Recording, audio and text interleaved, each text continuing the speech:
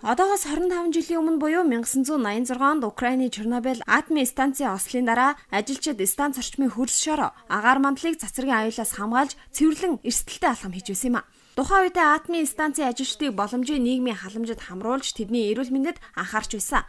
Харин 25 жилийн дараа төсвийг танах засгийн газрын бодлогын дагуу станцын ажилчдыг нийгмийн халамжийн төсвөөс таньжээ.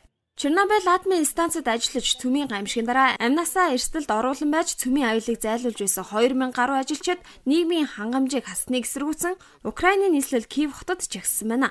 Жагсагч ярихдаа бид эх орон газар шороонд цөмийн цацраг идэвхт бодис тархаас сэргийлж эрүүл мэнд амбие үл хайхран цэвэрлэгээний ажилд оролцож байсан. Бидний хангамжийг багасгаснаар тухайн үедээ эрүүл мэндээр хохирон байж цэвэрлэгээний ажилд оролцож байсан станцын ажилчдын амьдрал ахуйг хүнд байдалд оруулж байна гэж хэлсэн байна. Украины засгийн газар станцын ажилчдын эрүүл мэнд тэтгэвэр тэтгэмжийн төсвөөс танах шийдвэр гаргасан юм а. Үүнийгээ эрх баригчид дэлхийн эдийн засгийн хямрал Украины эдийн засгийн хүнд байдалд оруулсан учраас төсвийг танахаас үр аргагүй гэж тайлбарлаж байгаа юм. Чернобыль станцын дэлбэрэлтийн дараа аюулыг багасгаж цацрагийг цааш алдуулахгүй тулд 500 мянган хүн эрүүл мэнд амнасаа үл хайхран цэвэрлэгээний ажилд оролцсон засгийн газраас 18 тэрбум рубль зарцуулж байсан байна. Ослын дураа 350 мянга орчим хүн нүүлгэн шилжүүлэгдсэн. 2004 оны байдлаар 985 мянган хүн ямар нэг байдлаар цацрагт хордож амиа алдаад байгаамаа.